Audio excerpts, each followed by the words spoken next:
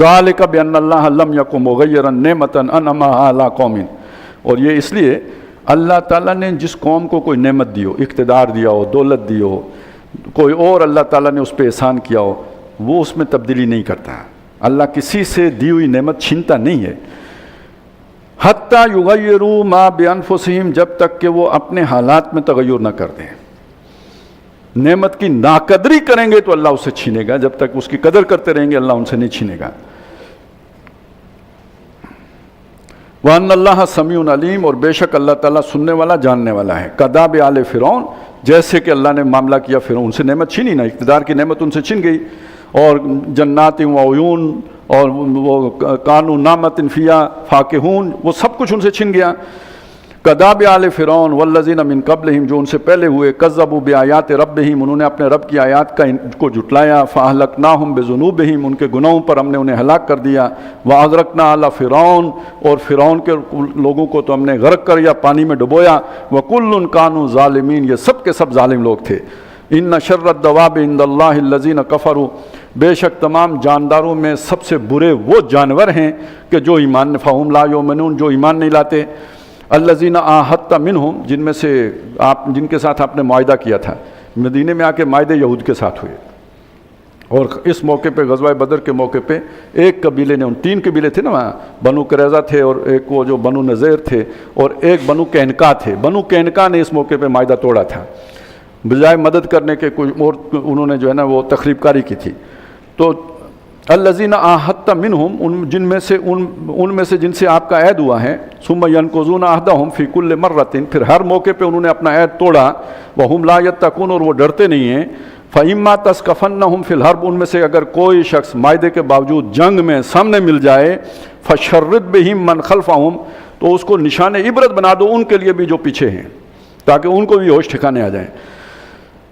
لعلہم یذکرون، تاکہ انہیں نصیحت ہو جائے۔ وَإِمَّا تَخَافَنَّ مِن قَوْمٍ خِيَانَةً، یہ ایک بہت اہم بات ہے جو مسلمانوں کو رہنمائی دی گئی۔ اگر کسی قوم سے آپ کو خیانت کا اندیشہ ہو، یعنی جو عہد کیا ہے اسے توڑیں گے، اوپر سے عہد کیا ہوا ہے، اندر سے کوئی سازش کریں گے، اگر ایسی کوئی بات ہو تو اب دل میں کیا آتا ہے کہ آپ بھی ان کے ساتھ یہی کریں، ٹٹ فار ٹیٹ۔ لیکن اللہ تعالیٰ کہتا ہے نہیں، یہ دنیا کی قوموں کا تو یہ طریقہ ہو سکتا ہے، مسلمانوں یہ تمہیں زیبا نہیں ہے، وہ خیانت کر رہے ہیں تو تم بھی خیانت کرو، یہ درست نہیں ہے۔ پہلا کام کیا کرو، فَانبِذْ إِلَيْهِمْ عَلَىٰ سَوَاءٍ، ان کا وہ عہد پہلے ان کے منہ پہ مارو، انہیں بتاؤ تم نے یہ کیا ہے، یہ ہم نے تمہارا کلبوشن پکڑ لیا ہے، اب اس کے بعد ہمارا اور تمہارے معاہدے ختم، پہلے یہ کام کرو۔ فَانبِذْ إِلَيْهِمْ عَلَىٰ سَوَاءٍ، ان کا معاہدہ کرو ختم۔ إِنَّ اللَّهَ لَا يُحِبُّ الْخَائِنِينَ، بے شک اللہ خیانت کرنے والوں کو پسند نہیں کرتا، کافر ہوں یا مسلمان ہوں۔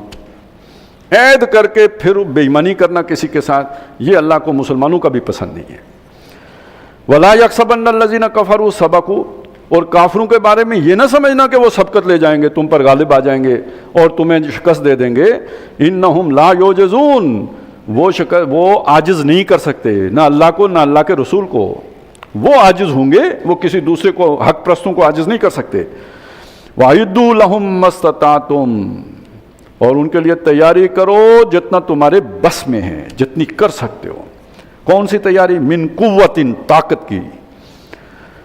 کس کس صورتوں میں؟ وَمِن رِبَاطِ الْخَيْلِ، پلے ہوئے گھوڑے، تُرْہِبُونَ بِهِ، جن کے ذریعے سے تم ڈراؤ ان کو، عدو اللہ، جو اللہ کے دشمن ہیں، وعدوکم، اور تمہارے بھی دشمن ہیں، وآخرین من دونہم، ان کے علاوہ بھی کوئی ہیں۔ یہ تو مشرک سامنے تمہارا اور ان کا مقابلہ، ان کو بھی ڈراؤ، کچھ اور بھی دشمن ہیں جن کو لا تعلمونہم، تم نہیں جانتے، اللہ یعلمہم، اللہ انہیں جانتا ہے۔ یہ کون کون ہو سکتے ہیں؟ وہ پورے اس کو سامنے رکھے نا سیناریو کو۔ یہودی ہو سکتے ہیں، ڈرتے رہیں گے تو معاہدے کے پابند رہیں گے، اگر تمہارا خوف ان کے دل سے نکل گیا تو معاہدہ، اللہ کا خوف تو ہے نہیں، معاہدہ توڑ دیں گے۔ منافقین بھی ہو سکتے ہیں کہ جب تک تمہاری طاقت رہے گی تو وہ تمہارے آرڈر کے تابع رہیں گے۔ یہ تو وہ ہیں نا جو مدینے کے اندر ہیں۔ مشرکین بھی ہیں، وہ ظاہر ہے کہ ان کو بھی ڈراؤ، وہ بات آ گئی۔ آپ کیا سمجھتے ہیں کہ اس وقت جو دنیا کی بڑی طاقتیں تھیں انہیں نظر نہیں آ رہا تھا کہ مدینے میں کیا ہو رہا ہے؟ مکے میں تو نہیں نظر آیا ہوگا کیونکہ کام ہی بہت لو پروفائل میں تھا، لیکن مدینے میں آنے کے بعد جب یہ سارا سلسلہ چل نکلا ہے تو کیا سلطنت روما کے کان کھڑے نہیں ہو گئے ہوں گے؟ انہوں نے اسی وقت اپنا نیٹ ورک بنانا شروع کر دیا تھا. اور یہ ہم سورہ توبہ آگے اس میں جو آئے گا وہ واقعہ، کیونکہ اگلی اس میں غزوہ تبوک کا ذکر ہے. وہ اقدام کس کے خلاف تھا؟ سلطنت روما کے خلاف تھا. تو گویا ان کو بھی تم ڈرا دو ابھی سے. اور اگر غزوہ تبوک کے موقع پر ہرکل جنگ کرنے نہیں آیا اور ترا دے گیا تو کوئی خوف تھا نا جس کی وجہ سے اس نے جنگ نہیں کی تھی. وہ ایسی جنگی تیاری جو بڑی بڑی سپر پاورز کو بہرحال سوچنے پہ مجبور کر دے، نرم چارہ نہ سمجھے. کم از کم اتنا تو سوچے نا یار، چلیں عراق اور افغانستان تو نہیں ہے نا، کوئی سوئی نہیں ماریں گے، کچھ چھرا تو ماریں گے، اتنا تو کم از کم ان کو خیال آئے. تو پھر وہ اگر چھرا برداشت کرنے کے قابل ہوئے تو کوئی قدم اٹھائیں گے، اور نہیں تو ذرا سوچیں گے، کہیں گے چلیں گڑ دے کے مرتے ہیں تو مارو انہیں، زہر دینے سے تو چھوڑ دو. تو یہی پھر وہ طریقہ کریں گے. لا تعلمونہم، تم انہیں نہیں جانتے، اللہ یعلمہم، اللہ انہیں جانتے ہیں. ویسے آپ سوچیں نا، ہم نے فرض کریں ایٹم بم بنا لیا تو کس کے بارے میں سوچ کے بنایا تھا؟ خطرہ کدھر سے تھا ہمیں؟ اور اصل بات یہ کہ چلیں لڑنا نہیں چاہتے تھے نا، جان چھڑانی تھی، تو ایٹم بم ہوگا کوئی لڑائی نہیں ہوگی، اللہ اللہ خیر صلی اللہ. لیکن آج اس ایٹم بم کا سب سے زیادہ خطرہ کون محسوس کر رہا ہے؟ تو اللہ کی حکمتوں کو تو کوئی نہیں پہنچ. تم نہیں جانتے جو تمہارے اصل دشمن ہیں. ہو سکتا ہے تم سمجھو کہ ہمارے دوست ہیں، اللہ جانتا ہے کہ تمہارے اصل دشمن کون ہیں. وما تنفقوا من شیء، اور یہ کتنا مشکل. دیکھیں لیبیا نے بنانے کی کوشش کی، انہوں نے کہا نہیں، پاکستان کے بعد ہم کسی مسلمان ملک کو یہ اجازت نہیں دے سکتے. ایران کے ساتھ انہوں نے کیا کیا، عراق کے ساتھ کیا کیا، آپ نے بنا لیا. تو یہ بہرحال یہ بھی نشانیوں میں سے ایک نشانی ہے.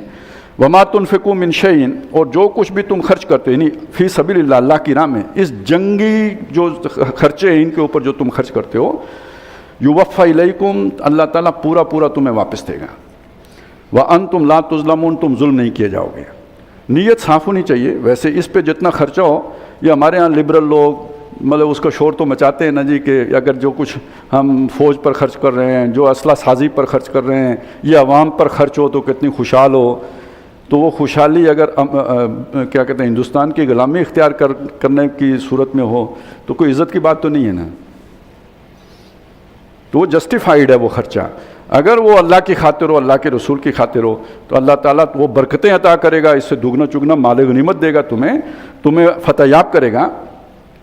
وَإِن جَنَحُوا لِلسَّلْمِ، ہاں اگر وہ صلح کے لیے کندھے جھکا دیں، یہ لڑائی ختم کر دیں، فَجْنَحْ لَهَا، آپ بھی ان کے لیے صلح کرنے کے لیے تیار ہو جائیں. وَتَوَكَّلْ عَلَى اللَّهِ، اور اللہ پر بھروسہ کریں. یہ حکم تھا جو نبی صلی اللہ علیہ وسلم کے پیش نظر تھا. لہذا جب آپ عمرہ کرنے کے لیے گئے ہیں تو آپ مکے میں داخل نہیں ہوئے، اس سے پہلے آپ تشریف فرما ہو گئے حدیبیہ کے مقام پر، اور جب صلح کی صورت بنی تو آپ نے قبول کر لی. اِنَّهُ هُوَ السَّمِيعُ الْعَلِيمُ، بے شک وہ سننے والا جاننے والا ہے. وَإِن يُرِيدُوا أَن يَخْدَعُوكَ، اگر وہ چاہیں کہ آپ کو دھوکہ دیں، یعنی معاہدہ کر کے آپ کے ساتھ کوئی خیانت کریں، فَإِنَّ حَسْبَكَ اللَّهُ، تو اللہ تعالیٰ آپ کے لیے کافی ہوگا. هُوَ الَّذِي أَيَّدَكَ بِنَصْرِهِ وَبِالْمُؤْمِنِينَ، وہی اللہ جس نے آپ کی مدد کی ہے اپنی نصرت سے بھی. اس کے دو طرح سے معنی ہو سکتے ہیں. ایک یہ کہ اللہ تعالیٰ نے آپ کی تائید کی، مدد کی اپنی مدد سے اور مسلمانوں کی مدد سے. اور یہ بھی معنی ہو سکتا ہے کہ اللہ نے تائید کی آپ کی بھی اور مسلمانوں کی بھی. لیکن زیادہ وہی ہے کہ اللہ تعالیٰ نے اپنی نصرت سے اور مسلمانوں کی مدد سے آپ کو تقویت دی ہے. وَأَلَّفَ بَيْنَ قُلُوبِهِمْ، اور ان کے دلوں کی تالیف کر دی، جوڑ دیا. لَوْ أَنفَقْتَ مَا فِي الْأَرْضِ جَمِيعًا، زمین میں جو کچھ ہے سارا آپ خرچ کر دیتے، مَا أَلَّفْتَ بَيْنَ قُلُوبِهِمْ، تو ان کے دلوں کو آپ جوڑ نہیں سکتے تھے. جان دینے کے لیے بندہ کیسے تیار ہو جائے گا؟ مال آپ حاصل کرتے ہیں، تنخواہ لیتے ہیں عیاشی کرنے کے لیے یا مرنے کے لیے؟ تو یہ آپ سارا کچھ خرچ کر دیتے، اس طرح ان کے دلوں کو نہ جوڑ سکتے. وَلَٰكِنَّ اللَّهَ أَلَّفَ بَيْنَهُمْ، بلکہ اللہ نے ان کے دلوں کو جوڑا ہے. إِنَّهُ عَزِيزٌ حکیم، وہ زبردست ہے اور حکمت والا ہے. آپ یہ بھی سوچ سکتے ہیں کہ وہ جو ایک واقعہ بیان کیا جاتا ہے کہ ایک آدمی شہید ہونے لگا، پیاس لگی، زخموں سے بندہ چور ہو، پیاس کتنی شدید لگے گی. وہ پانی عطش پکار رہا ہے، اسے لا کے پانی دیا گیا. اسی موقع پہ اس کے کانوں پہ کسی دوسرے ساتھی کی آواز پڑتی ہے، وہ بھی پانی مانگ رہا ہے. یہ موت کے وقت کہاں کسی کا ہوش ہوتا ہے؟ وہ کہتا ہے نہیں میرے بھائی کو دے دو. وہ جو ساقی ہے وہ اس تک پہنچتا ہے، اتنے میں تیسرے بندے کی آواز آ جاتی ہے، وہ کہتا ہے مجھے چھوڑو، اس کو دو. اس تک پہنچتے پہنچتے وہ وفات پا جائے، وہ شہید ہو جاتے ہیں. یہ واپس دوسرے کے پاس آتا ہے، وہ بھی جان آفرین کے سپرد کر چکا ہوتا ہے. پہلے کے پاس آتا ہے، وہ بھی ختم ہو چکا ہو. تینوں پانی پیے بغیر دنیا سے چلے گئے. ایثار اس کو کہتے ہیں. یہ چیز دنیا کی دولت کسی کے اندر پیدا کر سکتی ہے؟ یا ایھا النبی، نبی صلی اللہ علیہ وسلم، حسبک اللہ، آپ کے لیے اللہ کافی ہے. ومن اتبعک من المؤمنین. اب یہاں وہ دو معنی بالکل واضح طور پر ہیں، اور اللہ تعالیٰ ان کے لیے بھی کافی ہے جو ایمان والوں میں سے آپ کے تابع دار ہیں. اور دوسرا معنی کیا؟ اللہ آپ کے لیے کافی ہے، اور جو آپ کی پیروی کرنے والے ایمان والے ہیں وہ آپ کے لیے کافی ہیں. یا ایھا النبی، و نبی صلی اللہ علیہ وسلم، حرض المؤمنین علی القتال، ایمان والوں کو جنگ کرنے کی ترغیب دیجیے، ابھاریے، ان کو شوق دلائیے. ان یکم منکم 20، اگر ان میں ہوں گے 20 صابرون، صبر کرنے والے، یغلبوا مئتین، 200 پر غالب آئیں گے. اس آیت کو سمجھنے کے لیے جوڑیے جو ہم نے آیت پڑھی تھی کہ تم جب دشمن سے مقابلہ ہو تو پیٹھ نہیں دکھا سکتے. سوال پیدا ہونا چاہیے کہ ایک کے مقابلے میں 500 ہوں تو پیٹھ دکھا سکتے یا نہیں دکھا سکتے. تو اصل میں وہ اب ضابطہ بیان کیا گیا ہے کہ 20 کے مقابلے میں اگر 200 ہوں گے تو غالب تم نے آنا ہے، پیٹھ نہیں دکھانی. صبر کرو گے کا مطلب کیا؟ پیٹھ نہیں دکھانی، تو غالب رہو گے. وَإِن يَكُن مِّنكُم مِّائَةٌ، اور اگر تم میں 100 ہوں گے، يَغْلِبُوا أَلْفًا مِّنَ الَّذِينَ كَفَرُوا، 1000 کافروں کے اوپر غالب آئیں گے. بِأَنَّهُمْ قَوْمٌ لَا يَفْقَهُونَ، اس لیے کہ انہیں سمجھ نہیں ہے. وہ تو جان بچانے کے لیے لڑ رہے ہوں گے، دفاع زیادہ مقدم ہوگا، حملہ جو ہے نا مؤخر ہوگا. تم تو اللہ کی راہ میں جان دینے کے لیے لڑ رہے ہوگے. زمین آسمان کا فرق ہے دونوں کے بیہیویئر میں. الآن خفف اللہ عنکم، اب اللہ نے تم پر تخفیف کر دی. وعلم ان فیکم ضعفا، اور اللہ کو معلوم ہے کہ تم میں بھی کمزوری آ گئی ہے. کچھ عرصے کے بعد اس حکم میں تخفیف ہوئی. تخفیف کا مطلب ہوتا ہے آسانی کرنا، یعنی اس کا مطلب پہلے حکم سخت تھا. وہ سختی کیا تھی؟ 20 نے 200 سے لڑنا ہے، پیڑ دکھائی تو دوزخی ہے، سخت تھا نا. اب اس میں نرمی آ گئی. اور اس ضعف کا مطلب کیا ہے؟ کمزوری. اس کا یہ مطلب نہیں کہ کوئی نبی صلی اللہ علیہ وسلم میں نعوذ باللہ کمزوری آ گئی، یا ابو بکر میں کمزوری آ گئی، یا پرانے اصحاب میں کمزوری آ گئی. مطلب یہ کہ اب جو نئی انٹری ہوئی ہے تو اس کا معیار وہ نہیں رہا، تو ایوریج گر گیا ہے. اس ایوریج گرنے کی وجہ سے اللہ تعالیٰ نے تخفیف کر دی ہے. فَإِن يَكُن مِّنكُم مِّائَةٌ، اگر تم میں 100 ہوں گے، صابراتٌ، صبر کرنے والے، یعنی ڈٹے رہنے والے، جمے رہنے والے، یغلبوا مئتین، تو 200 پہ غالب آئیں گے. اس کا یہ مطلب ہوا اب وہ 100 بندہ 200 کے مقابلے میں پیٹھ نہیں دکھا سکتا. لیکن اگر 100 بندہ 1000 سے لڑنا چاہے تو منع نہیں کیا، اس کی گنجائش رکھی ہے. اور یہ ہوا ہے، اس کے بعد ہوا ہے. جیسے آپ جنگ موتا کہتے ہیں، اس میں 3000 مسلمان تھے، اور تمام جتنے بھی سیرت نگار ہیں وہ کہتے ہیں 1,00,000 کا لشکر تھا دوسری طرف، لیکن بعض کہتے ہیں 2,00,000 تھا. ایک امیر نے لڑنے کا فیصلہ کیا، امیر خود شہید ہو گئے. دوسرے امیر نے ٹیک اوور کیا، وہ شہید ہو گئے. تیسرے امیر نے ٹیک اوور کیا، وہ شہید ہو گئے. اس کے بعد امیر بنے خالد بن ولید، انہوں نے پسپائی کا فیصلہ کیا اور لشکر کو بچا کے مدینے لے آئے. لیکن اہل مدینہ نے اس مٹی پھینکی اوپر کہ بھاگ کے آئے ہو. تو نبی صلی اللہ علیہ وسلم نے فرمایا کہ نہیں، یہ اپنے بڑے لشکر سے ملنے کے لیے. اس کے نتیجے میں غزوہ تبوک ہوا تھا. وَإِن يَكُن مِّنكُمْ أَلْفٌ يَغْلِبُوا أَلْفَيْنِ بِإِذْنِ اللَّهِ، اللہ کے حکم سے 2000 پر غالب آئیں گے. اگر 1000 ہوں گے تو 2000 پر غالب آئیں گے. وَاللَّهُ مَعَ الصَّابِرِينَ، اور اللہ صبر کرنے والوں کے ساتھ ہے. مَا كَانَ لِنَبِيٍّ أَن يَكُونَ لَهُ أَسْرَىٰ، یہ کسی نبی کے لیے جائز نہیں ہے کہ اس کے قیدی بنے. مطلب وہ آگے الفاظ بہت سخت ہیں. حتیٰ یسخن فی الارض، جب تک کہ وہ زمین میں خوب خون ریزی نہ کر لے. کیا مطلب؟ خون ریزی مطلوب تو نہیں ہے، کفر کی طاقت کو توڑنا. قیدی بنا کے فدیہ لے کے رہا کریں گے تو طاقت برقرار رہے گی. کفر کی طاقت دوبارہ اٹھنے کے قابل نہ چھوڑنا. اب آپ سوچیں کیا معلوم جو غزوہ احد میں جو نتیجہ برآمد ہوا جو ہم نے پڑھا، وہ ہو سکتا ہے کہ اسی کا کفارہ ہو. اختلاف ہو گیا تھا قیدیوں کے اس مسئلے پر. نبی صلی اللہ علیہ وسلم، حضرت ابو بکر صدیق رضی اللہ تعالیٰ عنہ کی رائے تو وہ تھی جس پر عمل ہوا. حضرت عمر کی رائے مختلف تھی.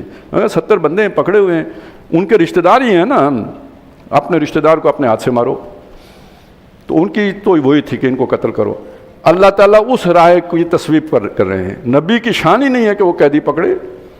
جب تک کہ خوب یعنی کفر کی جب تک ریڑھ کی ہڈی نہ توڑ دے قیدی ویدی نہیں بنانا.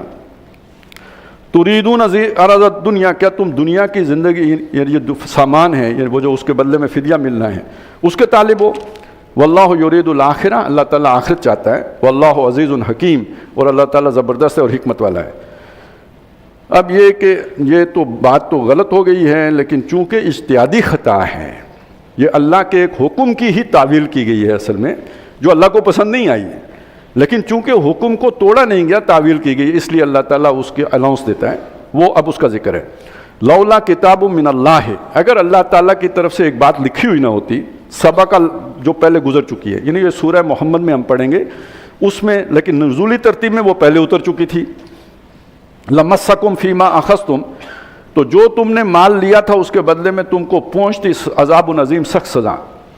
وہ حکم وہاں پہ تھا فَإِذَا لَقِيتُمُ الَّذِينَ كَفَرُوا فَضَرْبَ الرِّقَابِ، جب تمہارا کافروں سے آمنا سامنا ہو تو ان کی گردنیں مارو. حَتَّى إِذَا أَسْخَنْتُمُوهُمْ فَشُدُّوا الْوَثَاقَ، یہاں تک کہ جب خوب ان کا بھیجا نکال چکو، خوب خون ریزی کر چکو، اب ان کو قیدی بناؤ.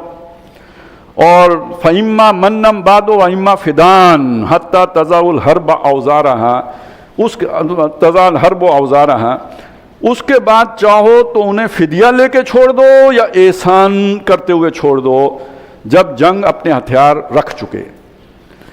یہ تھا، انہوں نے سمجھا بھائی جنگ ہو گئی ختم، اب ہم قیدی بنا سکتے ہیں تو قیدی بنایا. اللہ نے بتایا جنگ ختم نہیں ہوئی، جنگ جاری ہے. تو اگر آپ اسے جنگ جاری سمجھتے ہیں تو پھر قیدی بنانا غلط ہو گیا تھا، لیکن انہوں نے سمجھا یہ تھا کہ جنگ ختم ہو گئی ہے، اس وجہ سے قیدی بنا لیا تھا اور وہ فدیہ یا وہ لے کے تو انہیں چھوڑ دیا تھا. تو اللہ یہ بتا رہے ہیں کہ اس حکم کی وجہ سے آپ کو کچھ کہا نہیں گیا، وگرنہ یہ کہ اگر یہ حکم پہلے اترا نہ ہوتا تو پھر یہ کہ اس پہ سزا مل سکتی تھی جو آپ نے یہ فیصلہ کیا. فَقُلُوا، تو اب کھاؤ، مما غنمتم، جو بھی تمہیں مال غنیمت یعنی فدیے کے طور پر ملا ہے، حلالاً طیبا، یہ تم پر حلال ہے، پاک ہے. واتقوا اللہ، اور اللہ سے ڈرتے رہو. ان اللہ غفور الرحیم، بے شک بخشنے والا اللہ تعالیٰ مہربان ہے. یا ایھا النبی قل لمن فی ایدیکم من الاسریٰ، اے نبی جو آپ کے ہاتھ قیدی لگے ہیں ان سے کہیے. اب یہ بھی ایک بات ہے، پتہ نہیں آپ اسے اپریشیٹ کر سکیں گے پوری طرح کی نہیں. یہ مکے سے لشکر چلتا ہے، حضور کو خبر مل جاتی ہے، مکے کی اطلاعات حضور تک پہنچ رہی ہیں، کون بھیج رہا ہے؟ کوئی تو ہے نا جو نظام ہستی چلا رہا ہے. تو نبی صلی اللہ علیہ، بعض لوگ مسلمان تھے، انہوں نے اپنا اسلام ظاہر نہیں کیا تھا، وہ مکے میں ہی مقیم تھے اور وہاں سے نبی صلی اللہ علیہ وسلم کو پل پل کی خبریں دے رہے تھے، گویا حضور کی اجازت سے وہاں پہ بیٹھے ہوئے تھے.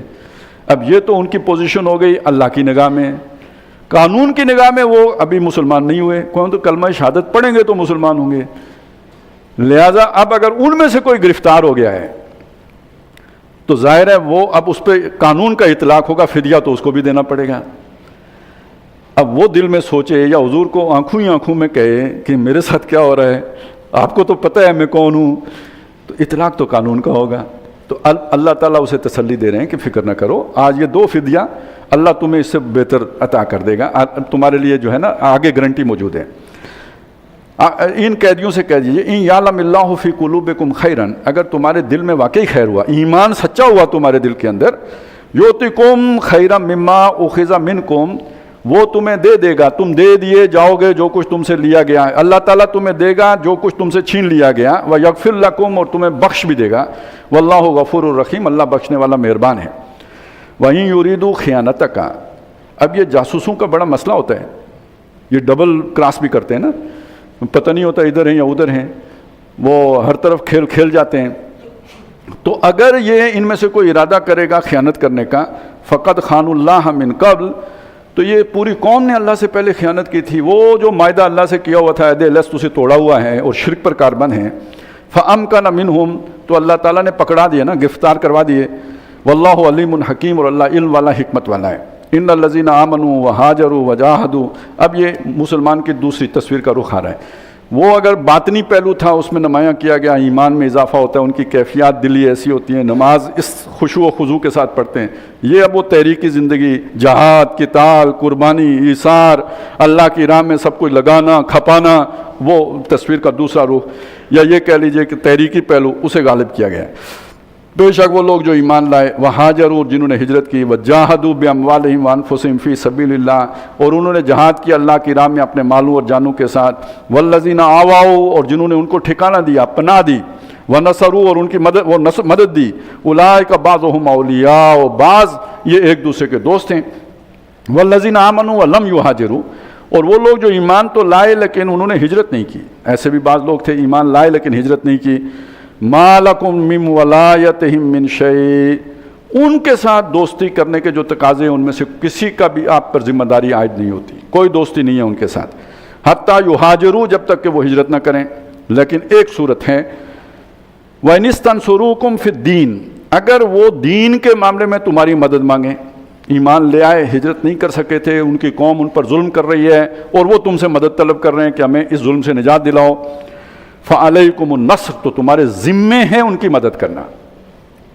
إِلَّا عَلَىٰ قَوْمٍ بَيْنَكُمْ وَبَيْنَهُمْ مِيثَاقٌ پھر وہ بات آ گئی اگر جس قوم کے وہ فرد ہیں اس قوم اور تمہارے درمیان کوئی معاہدہ ہو تو معاہدہ گویا توڑے بغیر ان کے خلاف قدم نہیں اٹھا سکتے، خفیہ سازش نہیں کر سکتے، وہ نہیں آج کل ایک اصطلاح انڈیا والوں نے نکالی گھس بیٹھیے والی، ایسا کام نہیں کر سکتے، اعلانیہ کرو گے جو کچھ کرو گے، یہ اللہ تعالیٰ کو خفیہ کاروائیاں جو ہے نا اس طرح کی پسند نہیں ہیں، واللہ بما تعملون بصیر جو کچھ تم کرتے ہو اللہ تعالیٰ اسے دیکھتا ہے۔